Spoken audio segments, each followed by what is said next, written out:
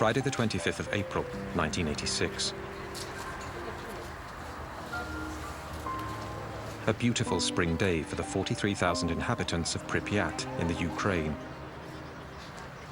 A day that will remain forever engraved in their memory.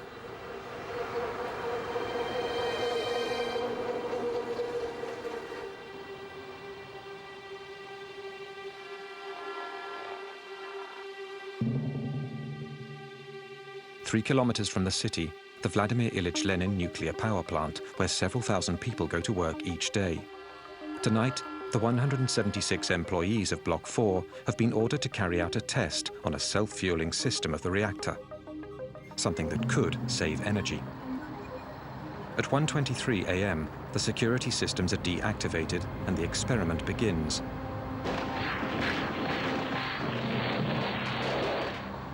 A series of detonations go off in the core of the reactor. While Pripyat sleeps peacefully, the floor of the plant begins to tremble.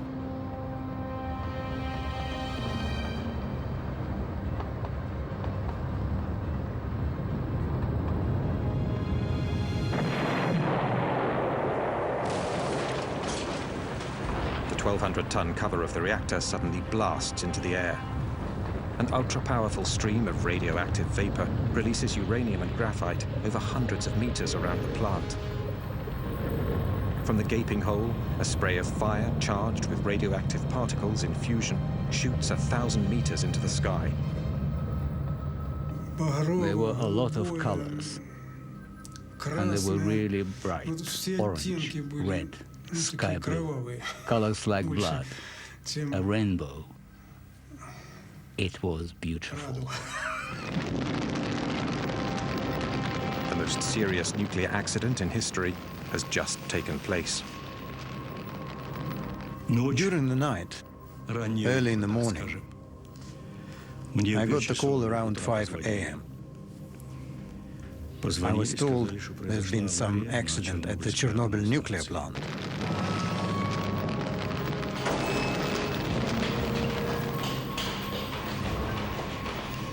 The first firemen on the scene battle the fire without the adequate protective gear. They pour tons of water on this strange fire, but nothing seems capable of putting it out. They are all exposed to lethal doses of radiation. 2 men die that night. 28 more will follow in the next few months. They are the first victims of Chernobyl. Nobody was prepared for such a crisis. For the next 7 months, 500,000 men will wage hand-to-hand combat with an invisible enemy. A ruthless battle that has gone unsung, which claimed thousands of unnamed and now almost forgotten heroes. Yet, it is thanks to these men that the worst was avoided. A second explosion, 10 times more powerful than Hiroshima, which would have wiped out half of Europe. This was kept secret for 20 years by the Soviets and the West alike. Many of these images have never been seen before. They were taken by journalists who were also exposed to nuclear contamination, some of whom later died. Those images tell the story of a hidden war, whose consequences continue 20 years later to worsen the toll of the disaster. This is the true story of the Battle of Chernobyl.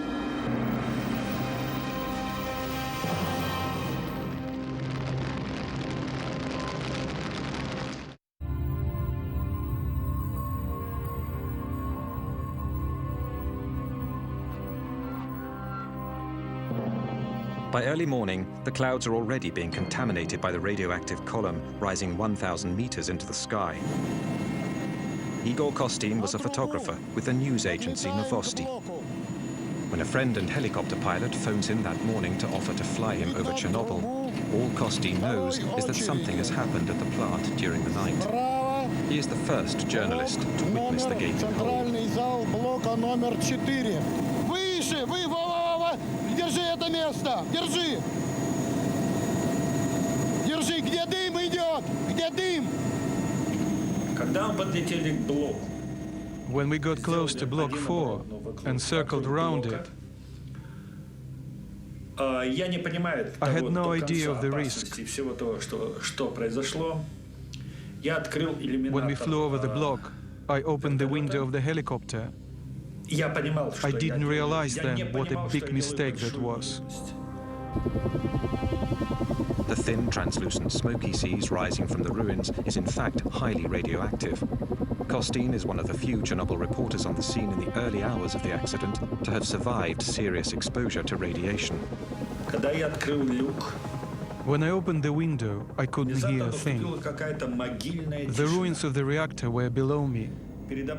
I felt like I was floating in space, like in a tomb, a real dead silence.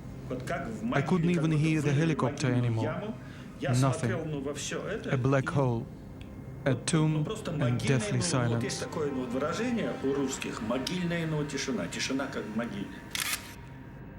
This is the first picture ever taken of the breach. All my equipment jumped after a minute. I couldn't understand what was going on. I thought my batteries were dead. I only managed to take a dozen photos. Once I returned to Kiev, I processed my pictures, and I noticed the negatives were black, and the colors very poor. I didn't know it yet, but the photos had been exposed to radioactivity. At the core of the blown-out reactor and buried under 14 meters of rubble, the graphite surrounding the nuclear fuel burns and melts the uranium. The radioactive fallout is going to be 100 times greater than the combined power of the 2 atomic bombs dropped on Hiroshima and Nagasaki. At the Kremlin, 8 hours after the explosion, Gorbachev only has scant information on the situation.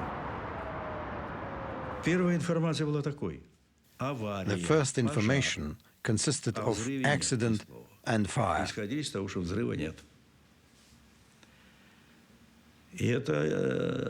Not a word about an explosion. At first, I was told there hadn't been an explosion. The consequences of such false information were particularly dramatic.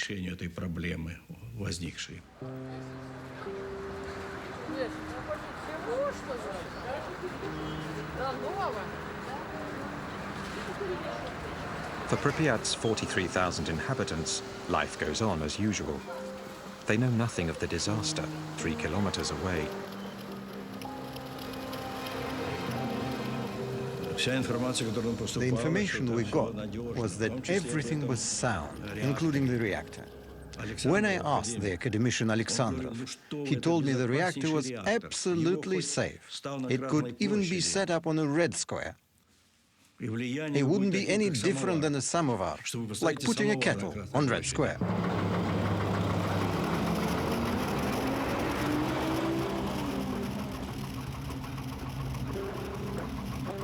There are rumors in the town of a fire at the plant and deaths in the night, but no official information has been released.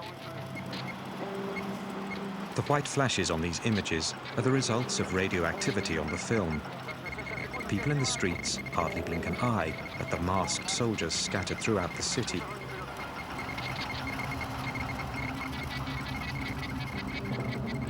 Colonel Grebenyuk led the troops in charge of controlling the situation.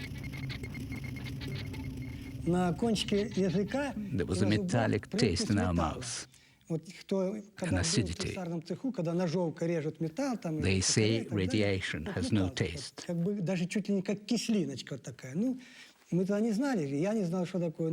was only later we realized it was the taste of radioactive iodine.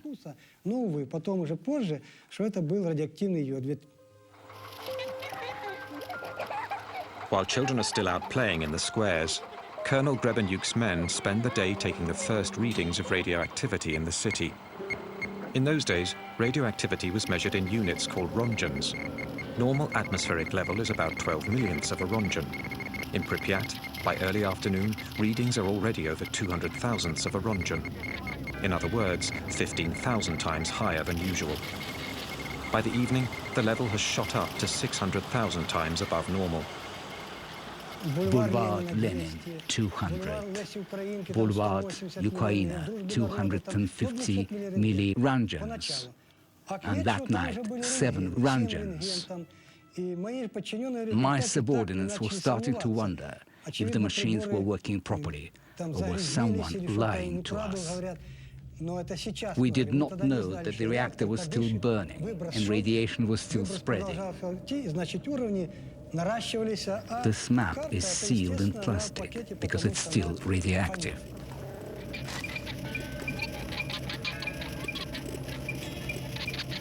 It's thought that a human being can absorb up to 2 rongens per year without being affected. But the body is lethally contaminated if it receives over 400 rongens. During that first day, the inhabitants absorb over 50 times what is considered to be a harmless dose. Such a pace, they would have received a lethal dose in 4 days. To understand what is going on, the colonel sends a patrol to take the first readings at the base of the plant.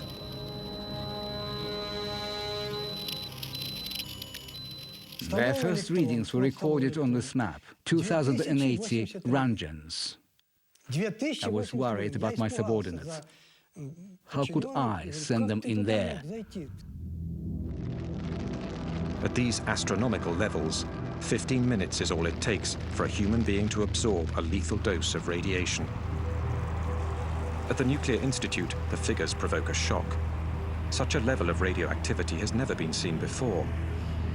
Gorbachev hurriedly creates a governmental commission made up of the country's top experts in nuclear energy. This is led by the academician Legasov, a nuclear physicist of international renown. He immediately leaves for Chernobyl at the head of a scientific delegation. We hoped they would be able to evaluate the situation quickly, but for the first couple of days, they weren't able to tell us anything. It was a dramatic situation. We'd be in session, waiting for information. We were demanding information, but they weren't able to tell us anything. 20 hours after the explosion, the level of radioactivity continues to climb. By now, windows and doors should be sealed and iodine tablets swallowed to counteract the effects of radioactivity. Yet no such orders have been given.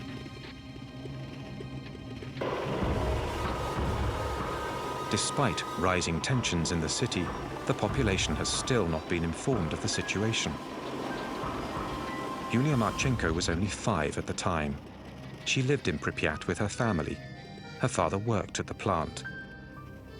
My parents took me to the daycare center, like usual. Everything was absolutely normal. My father already knew there'd been an accident, but no precautions had been taken yet. 30 hours after the explosion, the first security measures are enforced. More than 1,000 buses have arrived. At 2 p.m., the army announces the city is to be completely evacuated. Я помню, что в садике нам давали таблетки. Это йодинистый калий. I remember the teachers at the kindergarten gave us iodine pills. Then parents came to pick up their kids. Everyone was running around, but they weren't panicking. Такая суета. Не было вот общей какой-то такой вот паники. We thought we were only going to be gone for 3 days.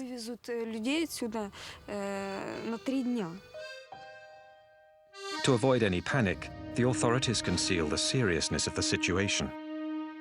Inhabitants are given 2 hours to gather their belongings and assemble in front of their buildings. They told us to get in the buses. I remember perfectly well having to choose which toys I was going to take. I had a lot of dolls and wanted to bring them all, but I couldn't. We couldn't even take any warm clothes. People have to leave everything they own, their entire lives behind. They will never return.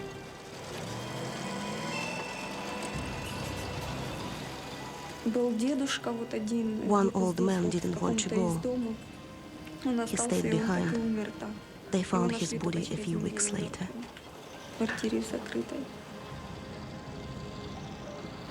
People didn't really believe what was happening. They thought they were being lied to. They remembered the German occupation and said that in 1941 there were bombs that fell. But now there was nothing. The elderly people didn't believe in an invisible enemy, and there was no time to explain. My soldiers and I were simply carrying out orders.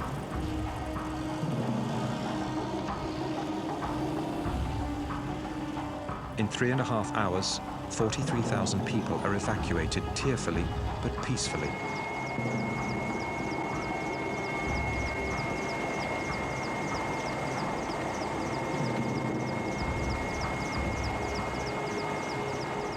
Buses carry Europe's first atomic refugees.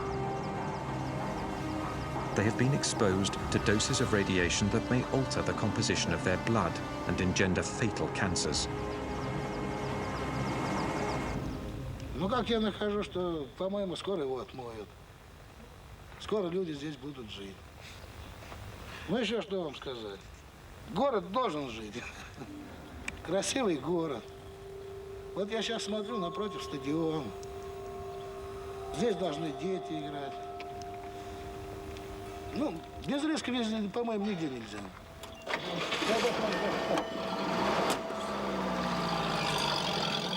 48 hours after the disaster, the only people left in the ghost town are the military personnel and members of the scientific delegation, headquartered at the Pripyat Hotel.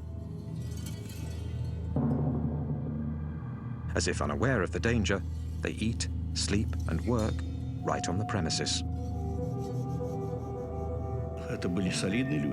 These were upstanding people, specialists. I couldn't believe they would do something irresponsible or suicidal. No, it meant they'd underestimated the situation. The old criteria were no good anymore.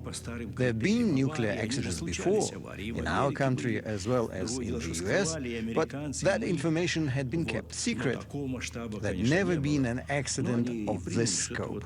They even thought the reactor would be back in service by May or June. Meanwhile, clouds filled with radioactive particles are being blown north by the wind. Between the 26th and the 27th of April, they drift over 1,000 kilometers above Russia, then over Belarus and the Baltics. On the 28th, they hit Sweden, where the rise of radioactivity is detected near one of their nuclear power plants. Soon after, television news alerts the population. Radioactive dust from Chernobyl rains down on Stockholm. The authorities send a squadron of fighter planes to take readings in the clouds. The level of radioactivity suggests there's been a major accident somewhere. 60 hours after the disaster, still no official word has been reported outside of the Soviet Union. The Swedish Minister of Energy phoned me on the Monday, and I was in my office in Vienna, and she told me that they had measured very much increased radioactivity near our power plant in Forsmark in the east of Sweden, and they had concluded that it must have come from abroad. Did we know anything about it, was her question. And we said that no, we did not, but we are ready to contact and others, and we contact the Poles. They didn't have any nuclear power plant, but if there was anything else that could have happened there, we contacted the Russians, of course. What has happened? An explosion? A radioactive cloud? Serious contamination? It was Sweden that alerted us. 3 days after the accident, while Gorbachev is still trying to gather data, American and European spy satellites turn to the Soviet Union and discover the ruins of the Ukrainian plant. The smoke wafting from the gaping hole shows up clearly in thermal vision. In the evening of that Monday, the 28th it would be, we had a message from Mr. Petrosian, who was the head of Atomic Energy Commission in Russia, in which he told us about the accident. And about the same time, the Russians actually released the information to the world. Obviously, over at the Politburo, we immediately decided it was essential that all facts be reported to us from then on. So I called on the KGB. I told them to follow everything that was happening over there and to report the conversations the scientists were having. I told them to report all of that information back, to me, personally. It has taken over 48 hours to get accurate information about the disaster. 2 days during which the 43,000 inhabitants of Pripyat are exposed to contamination. The crisis continues to grow. At the bottom of the destroyed reactor, 1,200 tons of white-hot magma continue to burn at over 3,000 degrees, sending liters of radioactive gas and dust into the atmosphere. The whole of Europe is at the mercy of the winds.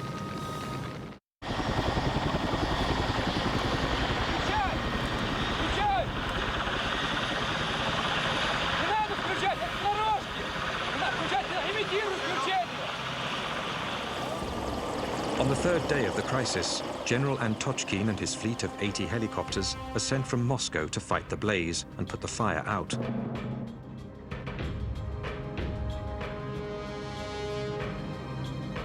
When he arrives, the general flies 200 meters above the blown-out reactor. Because of the fire, the temperature at that height was between 120 to 180 degrees Celsius. Our dosimeter, the instrument for measuring radiation, only went up to 500 Röntgens. The needle was going crazy. It was completely off the scale. I think there were at least 1,000 Röntgens at a height of 200 meters. Even at that altitude, a half hour of exposure could be lethal. The strong current of radioactive hot air streaming up from the reactor makes it impossible to get closer. They will have to improvise some way of carrying out their mission.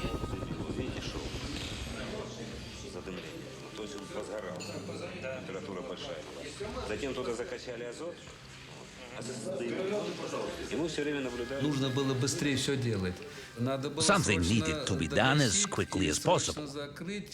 Put out the fire and seal up the reactor to be able to get close enough to do other work. It also needed to be closed up to stop the radioactive dust from spreading. It was getting blown off by the wind. We really needed to act fast. A gigantic ballet begins. Top pilots have been rushed back from the Afghan front to fly helicopters carrying soldiers who will toss 80-kilo sandbags into the blaze with their bare hands. They hope to smother the fire by filling the reactor with tons of sand and boric acid, which neutralizes radiation. The first day, 110 sorties. The next, 300. The radiation level above the reactor is over 3,500 Röntgens, almost 9 times the lethal dose. Some of the pilots make up to 33 flights in a single day. Each time they went, they received 5 or 6 Röntgens. If they were slow, it was even more. After throwing 6, 7, 8 bags, they were drenched in sweat from the heat. After a few missions, my soldiers would go wash up and eat. After a while, they'd start throwing up.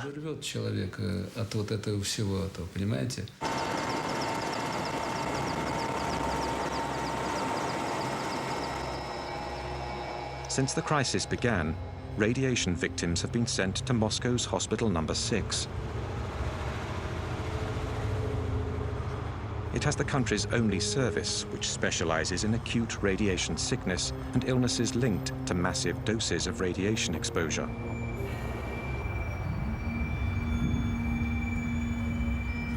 The initial symptoms of radiation sickness, vomiting, nausea and diarrhea, are followed by a latency period. It's only later that much more fatal symptoms appear, such as deterioration of bone marrow and horrible burns that eat flesh down to the bone. When they arrived at the clinic, it was very hard, psychologically speaking. They came straight from the airport. Almost all of them were young. They arrived during the latency period. They felt fine. They were all dressed alike, wearing the same pajamas. They were making jokes. But we already knew that a lot of them were going to die. 27 of them died quite quickly.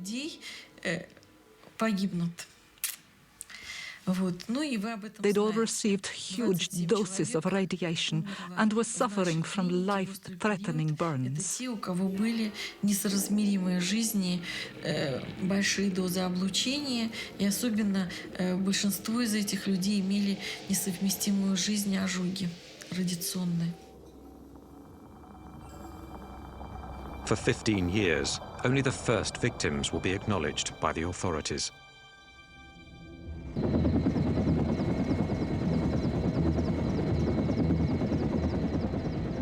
"30 kilometers east of the plant, the forest has been scorched by the radioactive blast from the explosion. But the disaster area already stretches well beyond. Since the explosion, radioactive particles carried by the clouds have been falling with the rain. A leopard spot pattern of contamination has affected the Ukraine as well as Belarus and Russia. On the 1st of May, the wind shifts, and areas of Kiev are also contaminated. As seen from this map, drawn up from the readings taken by Colonel Grebenyuk's men. The seriously contaminated areas appear in red, surrounded by areas where the radiation level was normal. But the population is still kept in the dark. There is only one report, a tiny article on the bottom of page 3 of the Pravda, playing down the accident and claiming the danger has passed. The roof was caving in, and there we were acting as if nothing was happening. By going ahead with the May Day festivities, it was like the country refused to acknowledge the situation. That was the second phase in the huge Chernobyl disaster. 6 days after the accident, despite radiation levels several thousand times higher than normal, authorities encourage people to participate in May Day celebrations, even in areas they know to be seriously contaminated. I watched the May Day 1986 festivities with my own eyes. I was there and I witnessed it. The parade of death. It was a parade of death. Those were terrible deaths.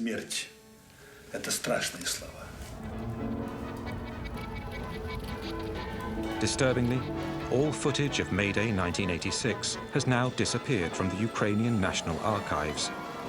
All that remains are Igor Kostyn's photos. Sherbitsky, the first secretary of the Ukraine, also went to the festivities with his family and his grandchildren. It's true that, in theory, that seemed very important to us, to avoid any panic. But had we known how much radioactivity was already in the air? How many were contaminated during the festivities? Not a single study has yet been published. Cherbinsky, first secretary of the Ukrainian Communist Party, later committed suicide.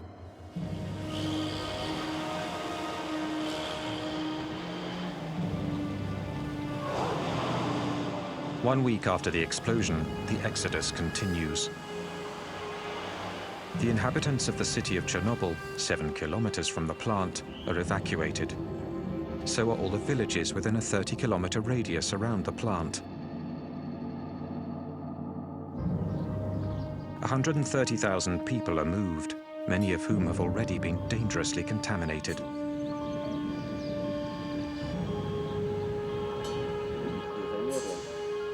A 300,000-hectare area straddling the Ukraine and Belarus is abruptly evacuated and isolated from the rest of the world.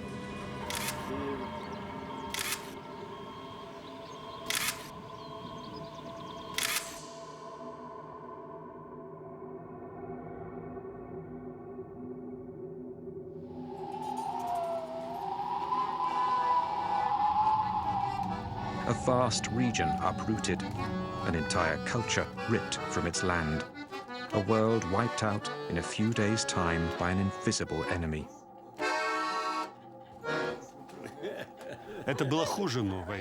It was worse than a war. Here you couldn't see the enemy. In a war, you see the cannons, the machine guns, the tanks. Here, you see nothing. The radiation is everywhere. It goes right through you. It gets into you, and you only start feeling the effects later, sometimes years later. It's terrifying. Meanwhile, the radioactive cloud continues to drift over Europe. It floats over Bavaria and northern Italy. Radioactive cesium-137 and iodine-131 rain down on the south of France and Corsica. Crops and pastures are seriously contaminated. While French authorities deny its presence, the cloud reaches Great Britain and spreads into Greece. In Chernobyl, the level of radioactivity continues to climb. 6,000 tons of sand and boric acid have filled the hole. But underneath this gigantic plug, the white-hot magma continues to smolder. 10 days after the disaster, Gorbachev personally invites Hans Blix, director of the powerful International Atomic Energy Agency, to visit the site. He is the first expert and the first Westerner to visit Chernobyl. Облет места аварии на Чернобыльской атомной станции. Каково ваше мнение? Что можно сказать по этому поводу? Well, we have seen the site from the air. And we have seen that a little smoke is still coming up from the damaged plant. There was a good deal of talk about the risk of a second explosion, and I remember that when we were in Moscow, actually, we had a friend, a relative of one of my experts, phoned him and said, well, you know, we hear rumors that a second reactor might also explode.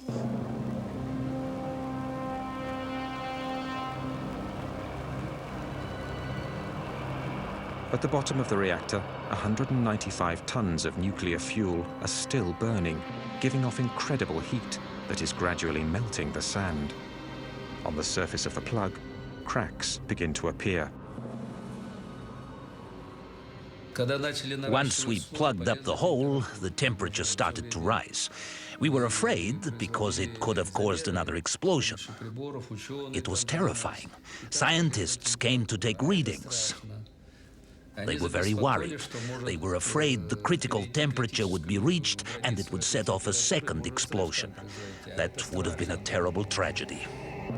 The cement slab below the reactor core is heating up and in danger of cracking. The magma is threatening to seep through. The water the firemen poured during the first hours of the disaster has pooled below the slab. If the radioactive magma makes contact with the water, it could set off a second explosion even more devastating than the first. The country's top experts are called into action. Vasily Nestorenko was one of them.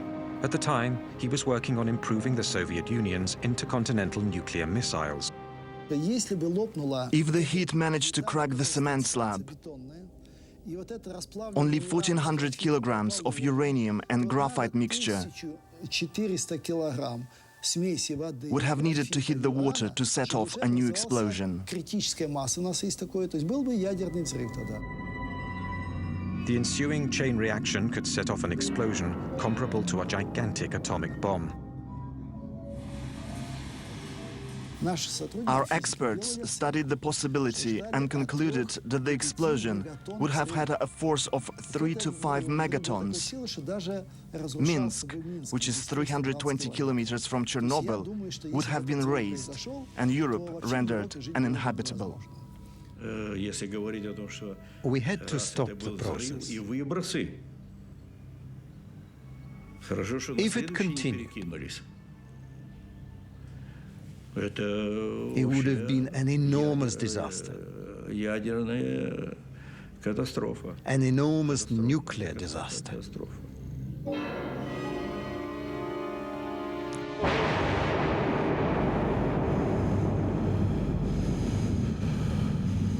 This second explosion would have been accompanied by a terrible shockwave and a massive rise in radioactivity that would have claimed thousands of lives in a matter of hours. Thank God it didn't happen. There were trains with over 1,000 cars in Minsk, Gomel and Kiev, ready to evacuate the population.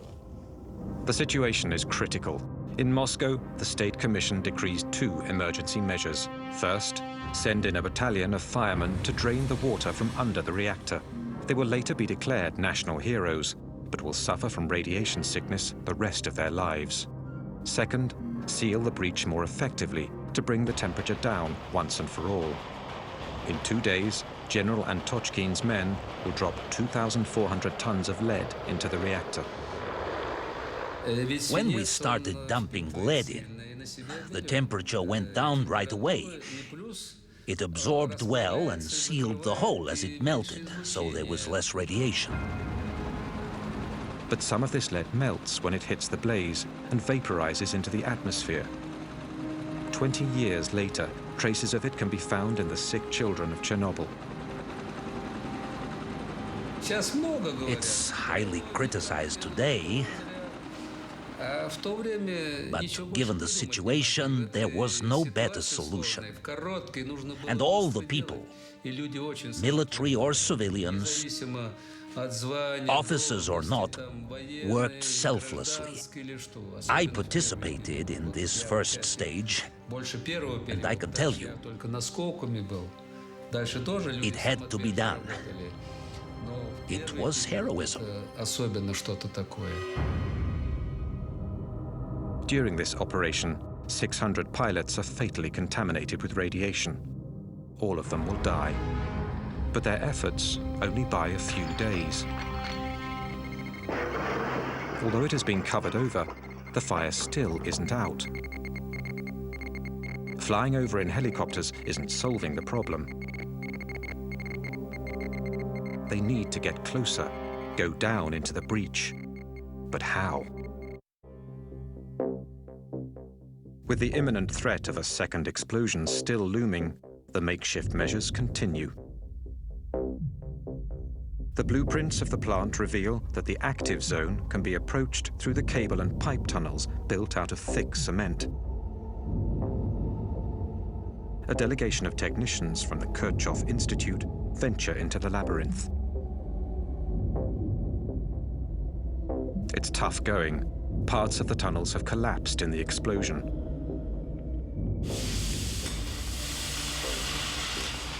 They pierce through the shell of the 4th reactor with a blowtorch and stick their radioactivity detectors and thermometers in, along with cameras.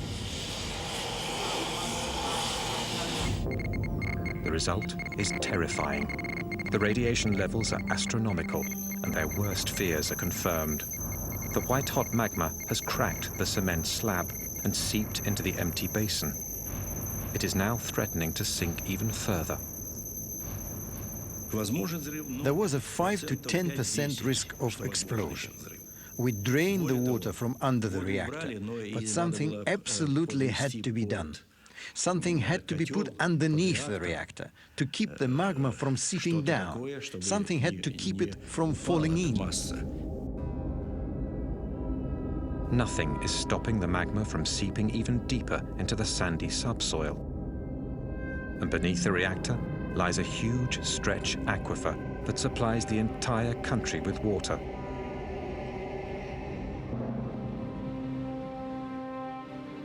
What worried us the most was that the entire mass would sink down and reach the groundwater, which then would pollute the rivers Pripyat, then Dnieper,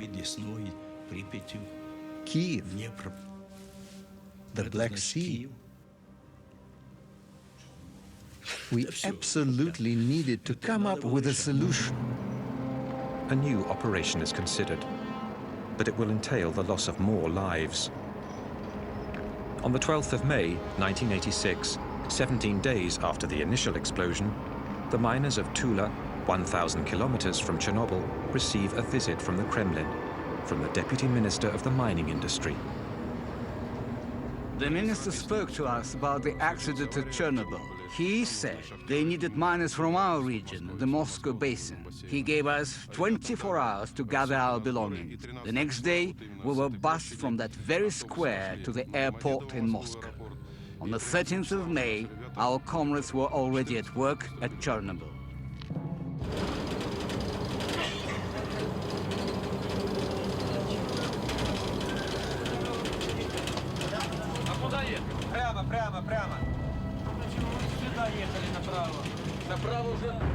Their mission? To approach the reactor through what is now the only possible path, underground.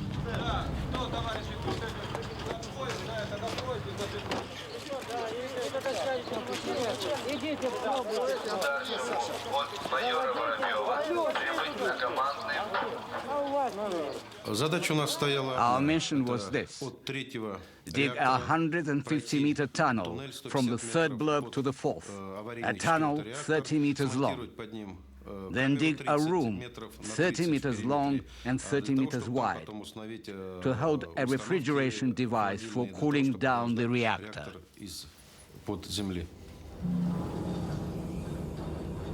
To limit their exposure to radiation, the miners dig 12 meters down before making their way over to the burning reactor. There, they build a room 2 meters high and 30 meters wide, where a complex cooling system of liquid nitrogen will be set up.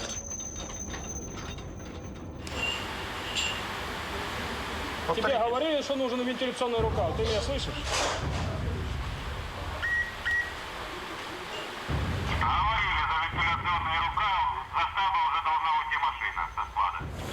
In 1 month, 10,000 miners from Russia and the mining regions of the Ukraine are sent down into the tunnel. They're between 20 and 30 years old. Inside the tunnel, which has no ventilation, the temperature hits 50 degrees Celsius, and radioactivity is at a minimum of 1 rontgen per hour. We worked without any protective gear. The miners couldn't use masks because the filters would get damp after a few minutes. So everyone just took them off and kept on working without them, with our shirts off too. We drank water out of open bottles, which was really bad because the radioactive particles were ingested right into our body. One of our comrades swallowed a grain of sand that was highly radioactive. He died. How can we know what each of us breathed or ingested? The hardest thing was the lack of oxygen and the incredible heat. It was hot, hot, hot.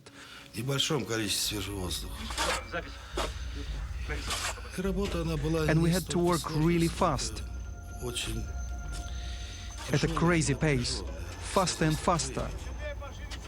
That was the hardest. Go, go, go. Battalions of 30 miners relay each other every 3 hours, 24 hours a day. In 1 month and 4 days, they dig a 150-meter tunnel, a job that in a mine would have normally taken 3 months. The most dangerous places were not underground. There wasn't as much radiation below the reactor. But as soon as we came up, we had to run even faster.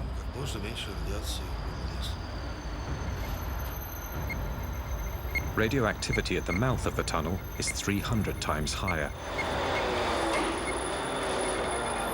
Not a single miner is spared from exposure. Not once are they informed of the real dangers they are facing.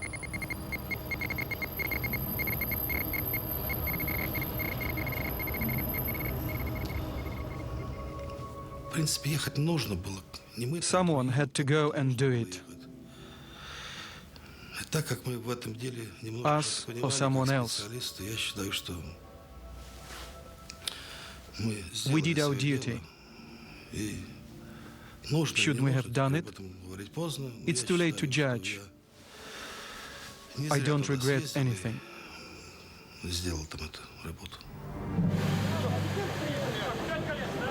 The miners accomplish their mission, but the cooling system is never set up below the reactor. The underground room is finally filled with cement to solidify the structure.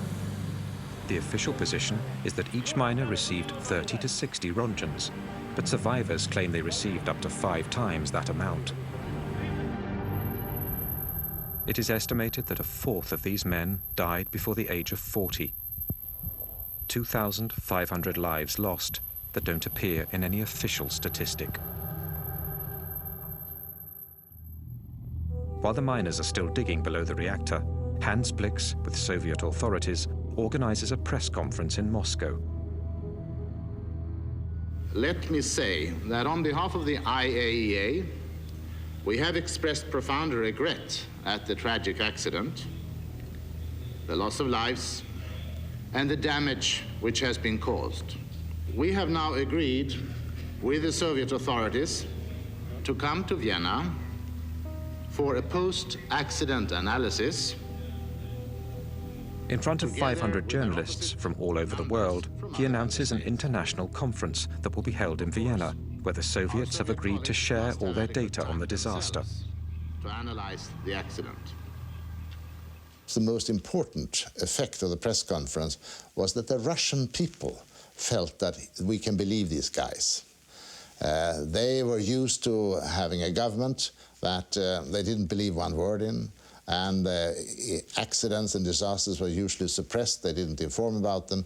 So what they'd heard about this was just kept them worried that it might be even worse. It was bad enough, to be sure. But they felt that, yes, these guys we trust. So this was a victory for glasnost. The Soviets agreed to cooperate fully with the West, an historic change that begins an era of openness which became known as glasnost, a political victory for Gorbachev, who sorely needs it.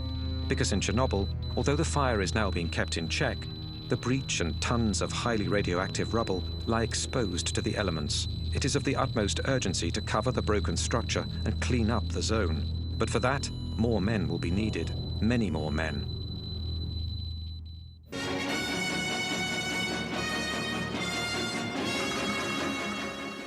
Добрый вечер, товарищи. 18 days after the disaster, Gorbachev finally addresses the Soviet people. Авария на Чернобыльской атомной электростанции. Она больно затронула советских людей, взволновала международную общественность. Мы впервые реально столкнулись с такой грозной силой, какой является ядерная энергия, вышедшая из-под контроля. Вся работа, по сути, ведется круглосуточно. Задействованы научные, технические, экономические возможности всей страны. The entire country was mobilized. No bureaucratic formalities. If someone had what we needed, we took it. No formalities. We'd worry about the cost later. We took whatever we needed. It was a frontline situation. General Nikolai Tarakhanov is sent to command the land troops. In 1 year, 100,000 soldiers and officers passed through Chernobyl. They were all reservists. They were summoned up by top administration in their cities and sent to the front. Military personnel or civilians, officers or simple soldiers, all of them are liquidators, a term invented for the Battle of Chernobyl. Their mission? Clean up, liquidate the radioactivity. Сначала ходишь первые дни, прячешься, одеваешь маску, а потом уже забываешь, даже на производстве уже забываешь одевать ее. Уже как дома, чувствуешь себя действительно, привыкаешь здорово. Все улыбаются, все довольны. Водку не продают. Вообще в Москве такой слух был, что на Чернобыль приезжает, водителям каждый день дают 150 грамм этого. Я с женой разговаривал, 150, и да. рассказываю, говорю, в столовую заходишь 150, выходишь 150. Она, ты хоть закусывай там.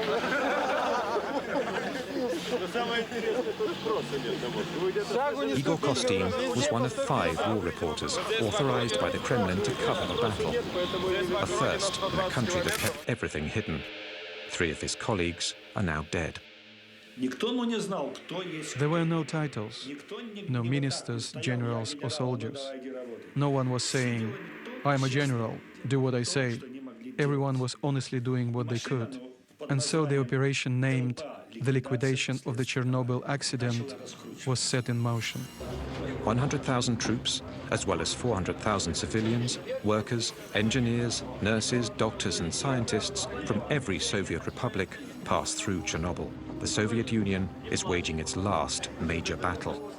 500,000 people. The troops in Chernobyl were bigger than Napoleon's, but our army got contaminated. From the sky, helicopters drop tons of a sticky liquid dubbed Berber, a mixture that coagulates and plasters the radioactive dust to the ground. Meanwhile, brigades of liquidators are put in charge of cleaning up the zone and house by house of removing the layer of radioactive dust that covers everything.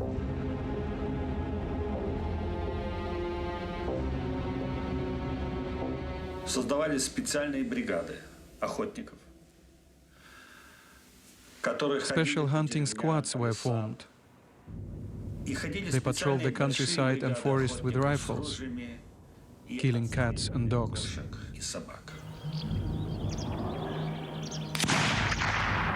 All the animals have to be killed because when they wander through the highly contaminated zones, their fur soaked up the radioactivity. They could contaminate the liquidators.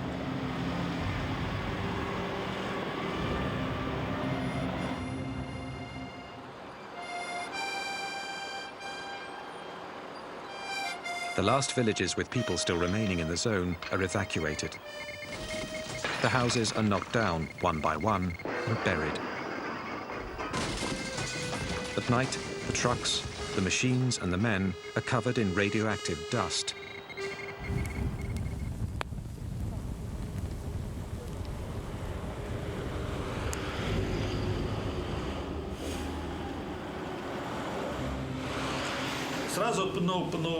We would wash 5 or 6 times in the shower. We helped each other. We used a hemp glove and the roughest soap available. Хорошая мочалка и самое суровое хозяйственное мыло, которое стирает белье солдатское. Там очень. We scrubbed away. Голова, все тело по 5-3 раза, пока уже не устаешь. We put on new clothes, then we ate. We ate really well there, because you need to keep your strength up to fight the ionizing radiation. Ionizing radiation seeks out the weak spots in your body. Организм должен быть очень крепкий. Очень крепкий. И ионизирующее излучение. That's where it finds a way in and knocks you out. И туда стреляет.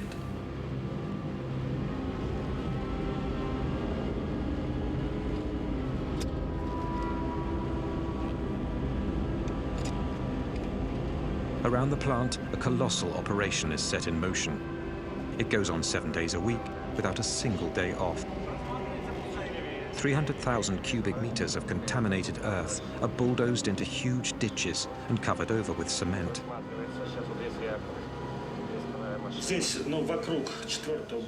This spot, around the 4th reactor, is where the most dangerous missions of the zone took place. 8 weeks after the explosion, the liquidators tackle the heart of the problem. In order to neutralize the toxic waste for the long term and prevent it from spreading even more, the entire blown-out reactor has to be isolated.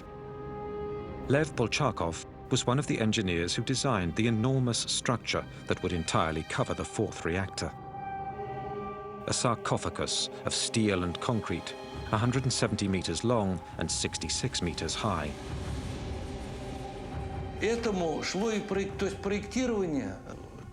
was one of a kind, a unique project. No one had ever built such a structure in a zone this radioactive. You could only work a few minutes at a time. That had never been done before.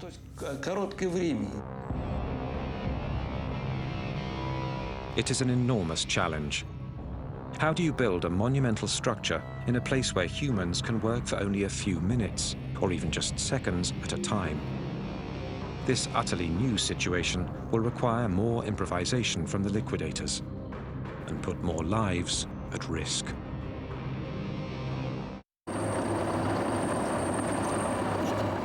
It has now been more than 12 weeks since the initial blast at block number 4 of the Chernobyl nuclear power plant. To stop the deadly contamination, the final attack is launched.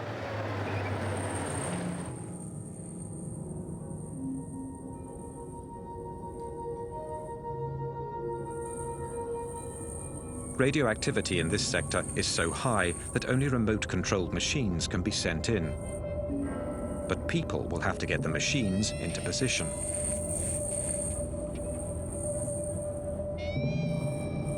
Workers can only stay a few minutes without receiving a fatal dose of radiation.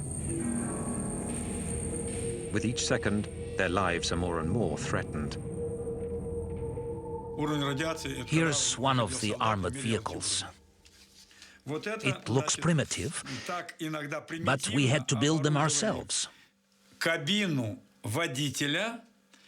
We lined the cabs entirely with lead to protect our soldiers from the radiation as best we could.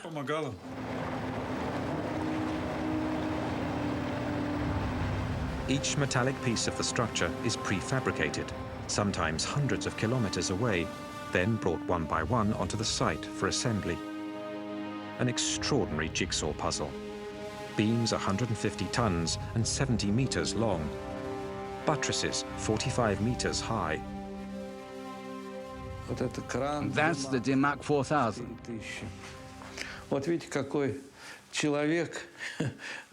Look at the size of this crane. We couldn't work very long on the site, and there was no room for error. The slightest miscalculation, and it would have been impossible to fit it all together.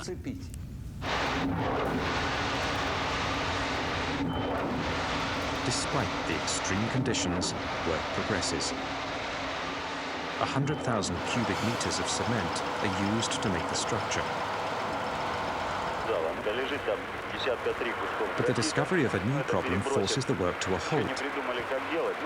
The roof of the plant is covered in highly contaminated pieces of graphite.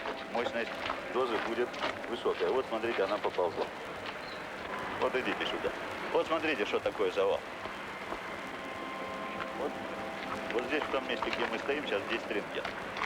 Это будет примерно 1000. Вот около вот этого колпака примерно 200.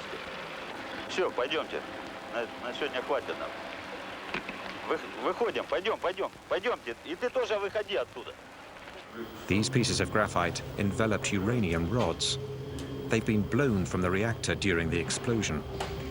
One single piece gives off enough radioactivity to kill a man in less than 1 hour. They absolutely have to be gotten rid of before construction continues.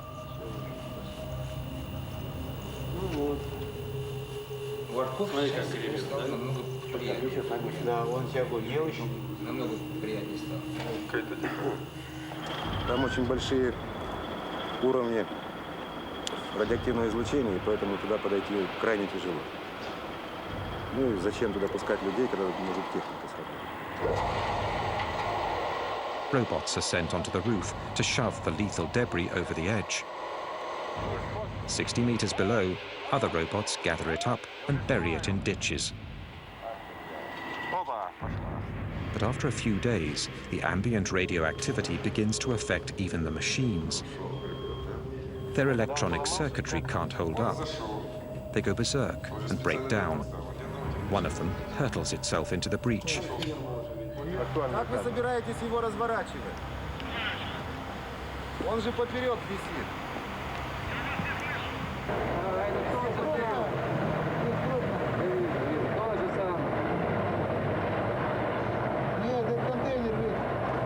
On the roof, robotic machines are no longer an option. Men will have to replace them. Russian soldiers, nicknamed bio-robots for the occasion. This battalion of young reservists is preparing to go up onto the roof of the third reactor for the first time. They're between 20 and 30 years old, all of them reservists called to the front for the most dangerous and deadly battle of Chernobyl. No human has ever worked in zones as radioactive as this. General Nikolai Tarakanov is in command of the operation and personally oversees every detail. down to the hand-sewn lead suits that every soldier is forced to make the night before the attack.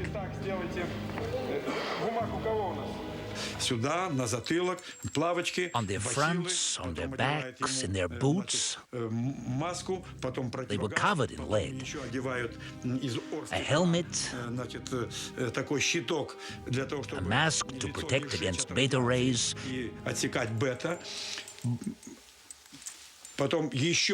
and a special apron. Double layers of protection on the hands. The whole uniform weighed 26 to 30 kilos.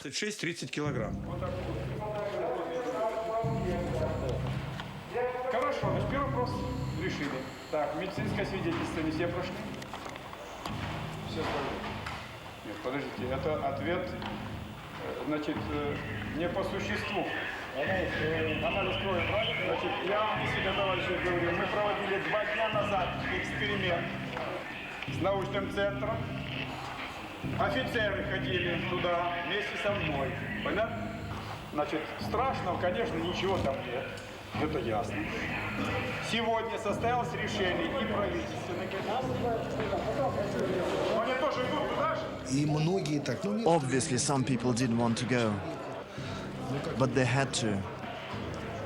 They were reservists. They had to go. For me, there was no question. I had to go do my duty. Who was going to do it for me? Who was going to clean up this disaster and stop the spread of radioactivity all over the world? Somebody had to do it. 2.5 weeks of hell.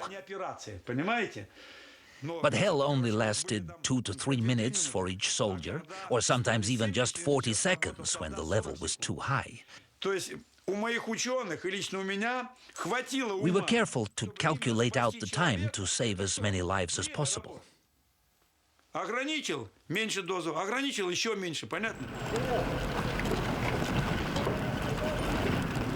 When the siren blows, a crew of 8 soldiers rushes up onto the roof, along with an officer.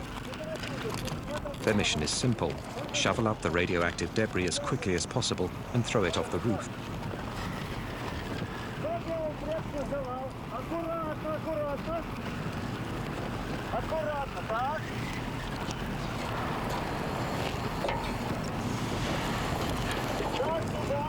According to General Tarakanov's calculations, the level of radioactivity, estimated to be 7,000 rongens per hour, only allows the bio-robots 45 seconds on the roof, only enough time for a couple of shovelfuls.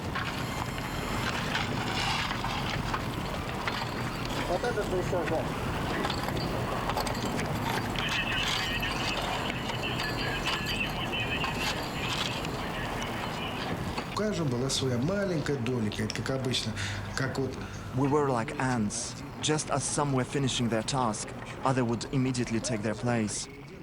Everyone did their job, no matter how small it was. And that's how, together, we were able to fight the radioactivity.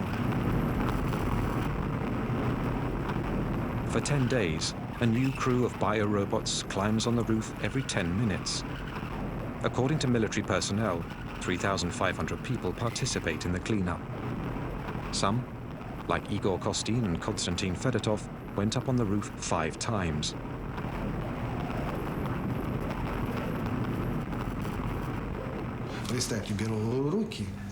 We picked up pieces that were 1,500 rongens. After a day of work, our hands would ache, and we could not make a fist.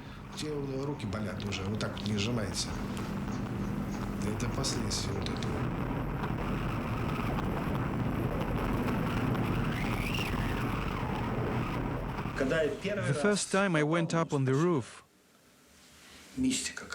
I was struck by the mystical feeling there.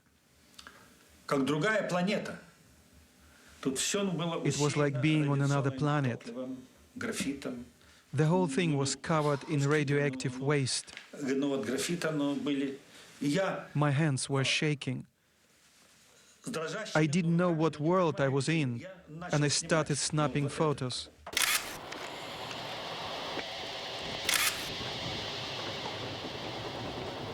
If you look close, you can see traces of radiation on the film.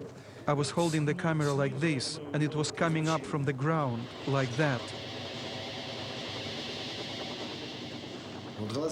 Your eyes hurt and there was a metal taste in your mouth.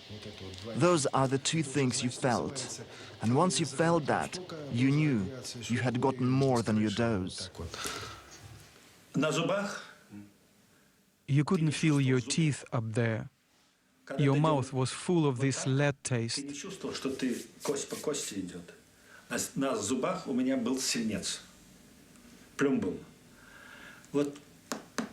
You went like this, but you couldn't hear anything. Everything was covered in lead. Even today, 20 years later, I can still taste the lead in my mouth.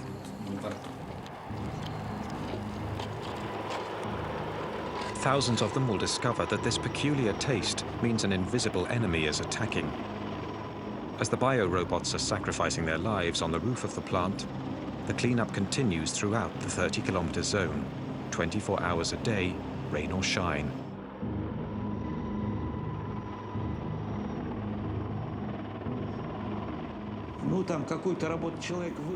Where normally it would take one man 1 hour to do a job, here in Chernobyl it took 60 people.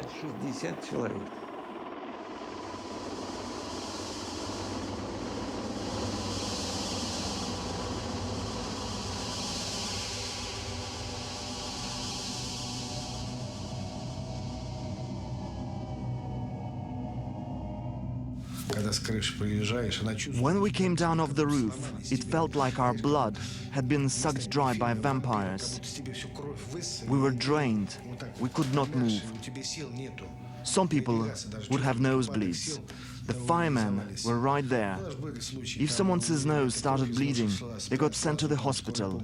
If we collapsed, we got sent home. But we wanted to hold out.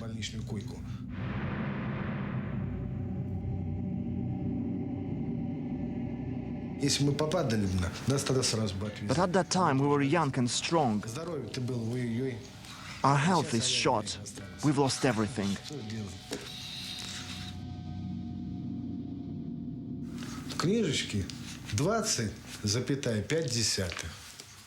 They wrote in my record that we got 20.5 rongens.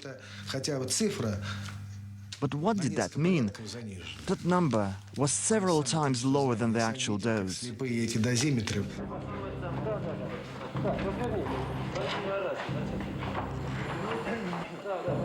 Позвольте мне от оперативной группы Министерства обороны СССР вручить вам почетный грамоту.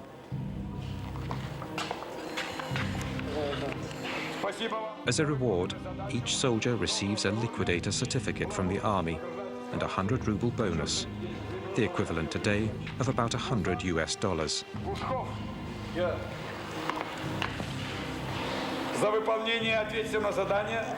They have risked their lives, but they've only reduced the radiation level on the roof by 35%. When they sent all those people up onto the roof, no one knew exactly the actual level of radiation. Now we know it was between 10,000 and 12,000 rongens per hour. At that level of radioactivity, people never should have been sent. 7 months after the explosion, the zone has been cleaned up and the sarcophagus completed. 500,000 people, military and civilians, have participated in the operation.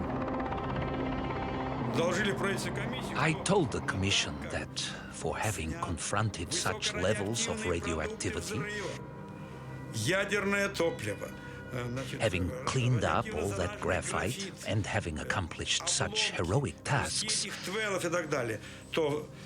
our soldiers needed something symbolic, like putting up our flag.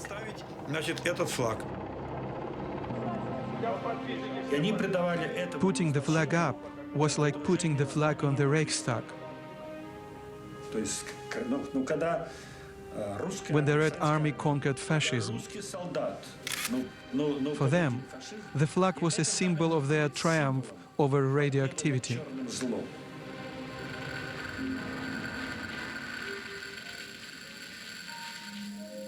Each team of liquidators celebrates the end of the operation in their own way.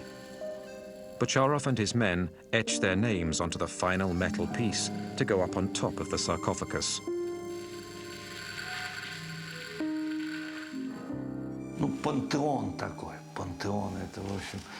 Our sarcophagus is a pantheon, a tomb, a mausoleum, our second mausoleum. After that, we stopped building nuclear power plants.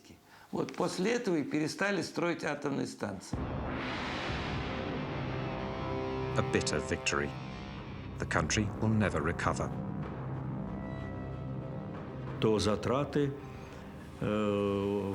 It cost us 18 billion rubles. At that time, a ruble was worth $1. 18 billion. That's huge. And if you consider that shortly after the price of oil collapsed, you can imagine the trouble our country and perestroika were up against.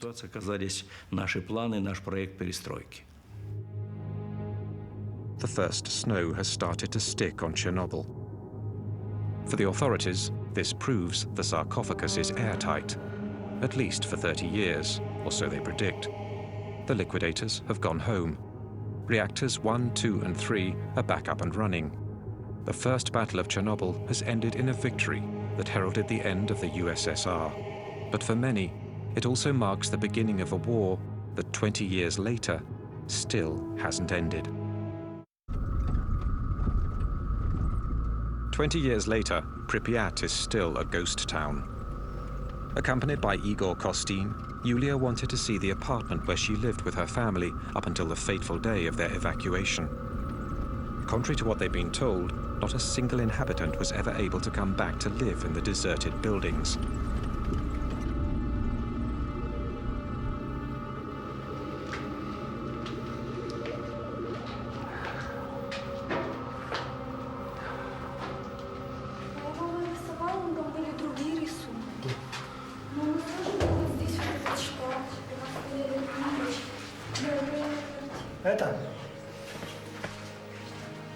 Потрогай стену, раз ты пришла к себе домой.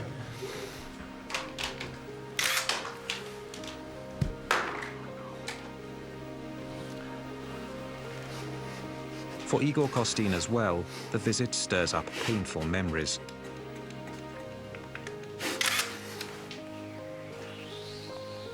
He was fatally exposed to radiation during the 7 months he spent covering the battle. Since then, he's had to be hospitalized for over 2 months each year. Новую энергию в завтрашний день.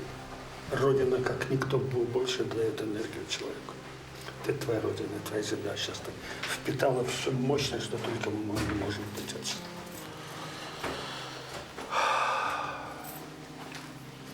У меня такое ощущение, что я здесь была всю жизнь.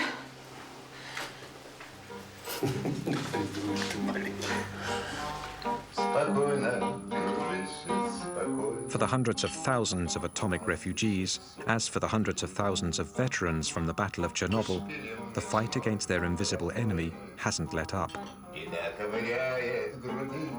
Everyone who went to Chernobyl is still suffering from the radioactivity their bodies absorbed. In the months following the accident, the liquidators flooded into hospitals all over the Soviet Union. 20 years later, those who are still alive continue to frequent Hospital Number 6. They're all victims of what specialists have since named the Chernobyl syndrome.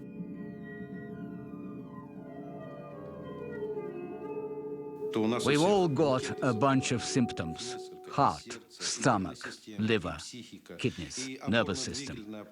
Our whole bodies were radically upset by the metabolic changes caused by radiation and chemical exposure.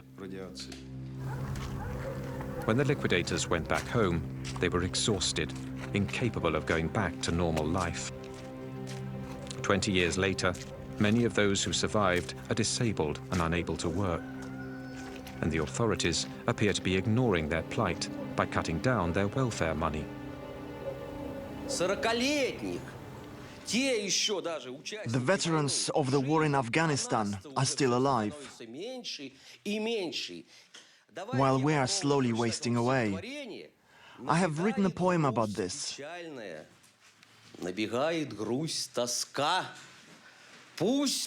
Sadness fills me, nostalgia and anguish. Like a bullet in the temple, nothing can ever stop. The mother prays in secret to God to spare his life. These men weren't even 30 when they were sent in to battle the atom. Today, the survivors are not yet 50 years old, but they struggle like senior citizens. According to the military, of the 500,000 Chernobyl liquidators, 20,000 have already died. 200,000 are officially disabled. You don't know how long you have to live, or what disease is going to kill you. You don't know what effects it will have on your children, if you have any. We know all that, and we know the invisible enemy is eating away inside of us like a worm.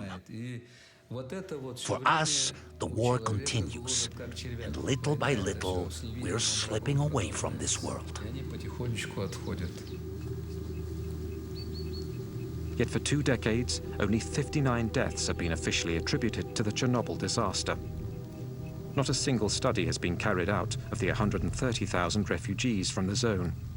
Not a single statistic on the state of the 500,000 liquidators.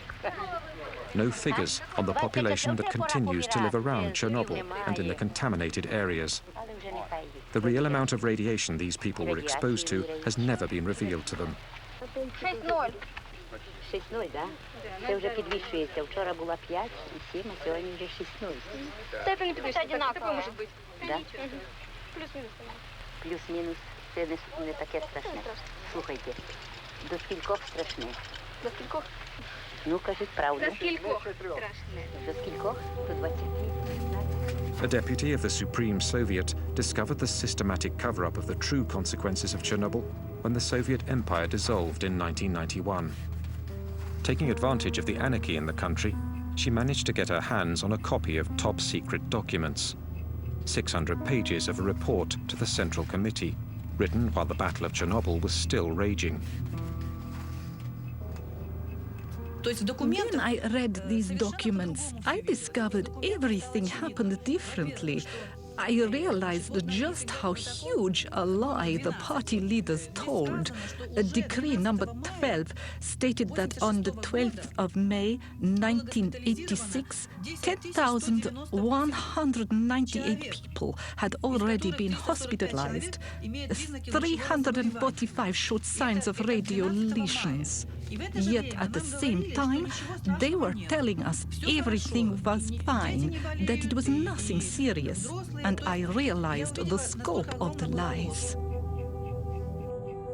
According to Allah, another passage reveals that authorities had arbitrarily changed the standards, multiplying by 5 what was considered the acceptable dose of radiation for the human body.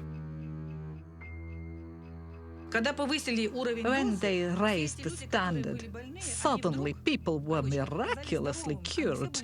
They were released from the hospital and sent home. It was criminal. The tendency to manipulate the numbers was not unique to the Soviets.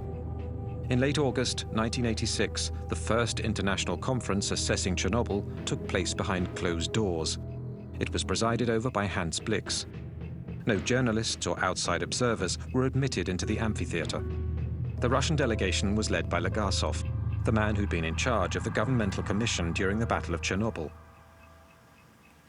When we put him in charge of preparing the report for the IAEA, we gave him the duty of reporting everything. He came up with a very detailed report that put everybody in a state of shock. Legasov spoke for 3 hours. His report concluded that in the decades to come, about 40,000 deaths from cancer caused by Chernobyl were to be expected. The Western world refused flat out to accept this estimate, which spurred a genuine East-West negotiation. These are theoretical calculations based upon the Hiroshima model, that you say that if you have a certain radioactivity, you know from Hiroshima that the long-term effect was so and so many would die from it.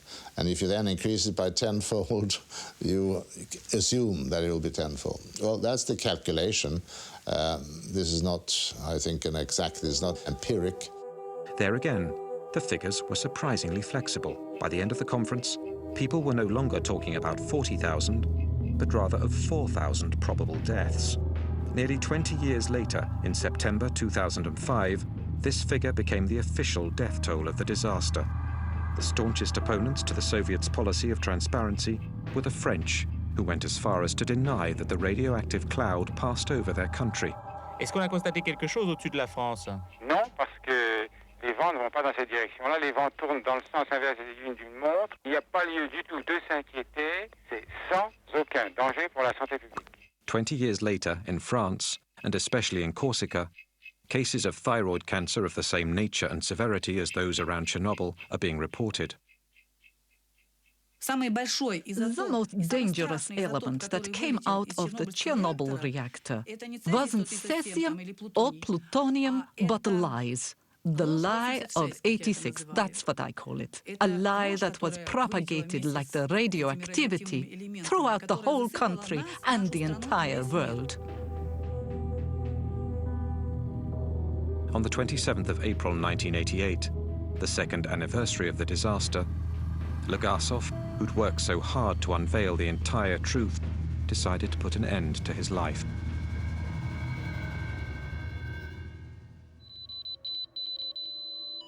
Today, as perfect metaphors of the institutionalized lie, the radioactive particles hurled from the reactor in the explosion continue to poison the land. 20 years after the disaster, the area of Chernobyl remains uninhabitable.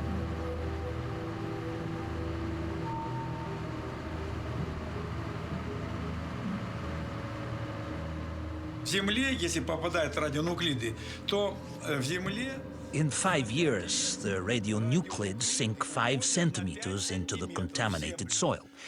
So, 20 years later, they're 20 centimeters under the ground. They continue to contaminate all the plants. To clean it up, we'd need to remove 20 centimeters of soil and seal it underground in burial sites. And that's too big of a job to do. It's impossible.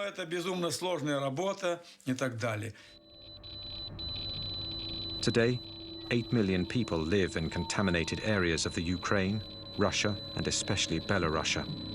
For 20 years, they've lived off the radioactive food that continues to contaminate them little by little. This issue, raised in 1986 by the Soviet delegation at the Vienna conference, has been systematically ignored. And yet, 1,152 children were treated for thyroid cancer between 1986 and 2002 at a specialized center in Minsk. How many in other cities? No global statistics have yet been made public. One doctor, Yuri Bandayevsky, has been studying illnesses among the populations in the contaminated areas ever since the disaster. When his findings were published in 1996, they were immediately condemned. Arrested and officially sentenced for corruption, he spent the next 5 years in jail. In November 2005, he was still under house arrest. Look what happened when the mother was contaminated with cesium during pregnancy. In one single family. Look how many deformations, hair lip, missing eyes, deformed skulls. These embryos come from hamsters that were fed only contaminated grass from the region of Gomel. The result?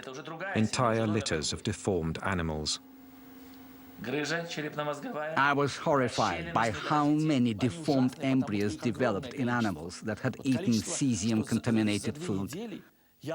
I obtained a horrible number of deformations in 2 weeks. Usually, when you encounter a monster, you describe it. You're certainly familiar with Peter the Great's Kunstkamera Museum in St. Petersburg. Quite frankly, I myself could create as many monsters as I wanted.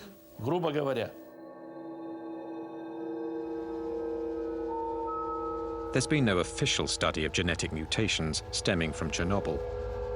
Yet despite the thousands of miscarriages and abortions that took place following the disaster, there seems to be hundreds of children who suffer the effects of radiation.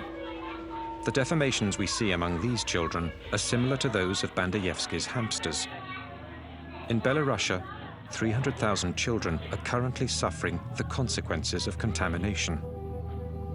NGOs like the International Green Cross, founded by Gorbachev after he was sidelined from the government in 1991, have opened treatment and support centers for victims of Chernobyl. They also organize therapeutic camps, aiming to teach the new generations in contaminated areas how to live with radioactivity. Like here, testing the contamination of their food. How many years is this going to go on? 800 years? 800 years. Until the second Jesus Christ is born. Until his return? Yes. Chernobyl played an important role for us all. And of course, we must keep searching and not skimp on means. We must strengthen international cooperation and create international scientific centers to find new sources of energy which are safer. That's the essential issue. I wouldn't wish for anyone, not my friends or my enemies, to experience such a tragedy. No one deserves to live through what we did in Chernobyl. We're all human beings, and no one deserves that.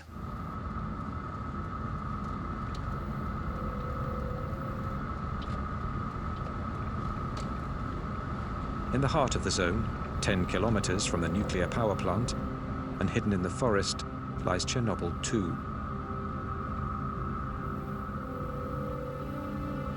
20 years ago, no one could get near this huge military radar.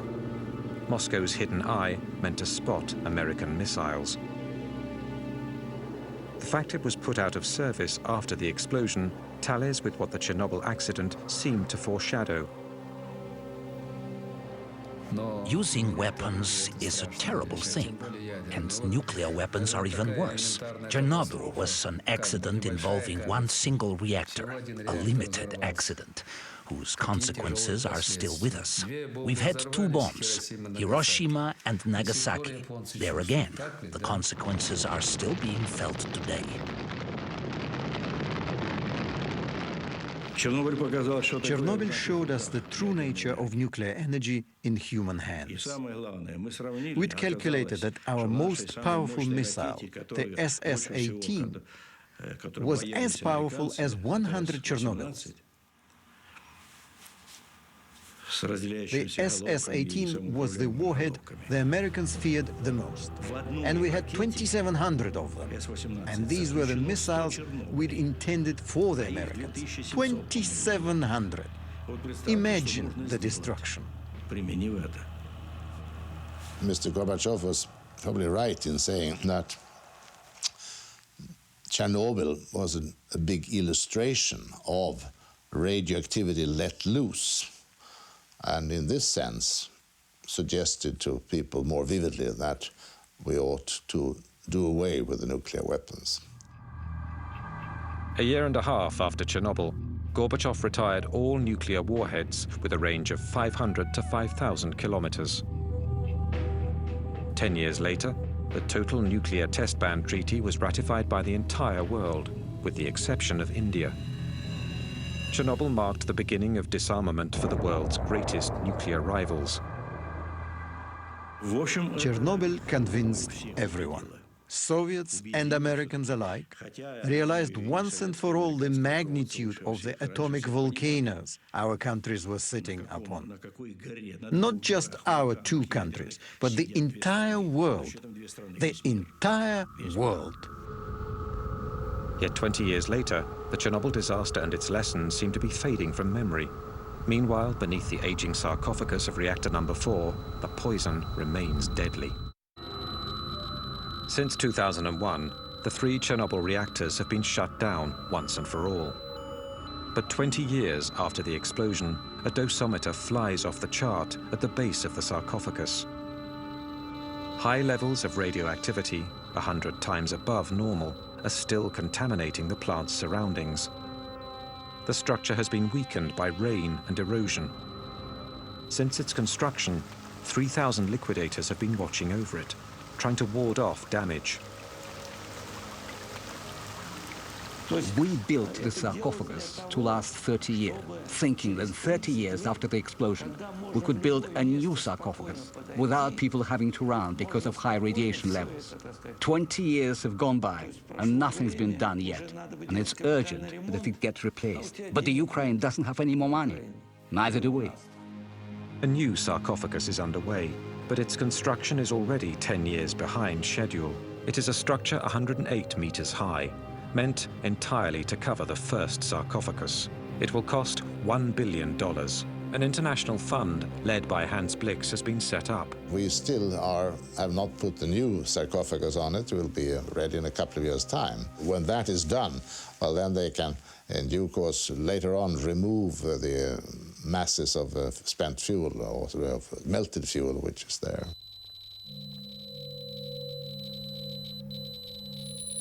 "20 years after the explosion, the cooled magma at the reactor's core, 14 meters underground, is still a terrible threat and will remain so for years to come.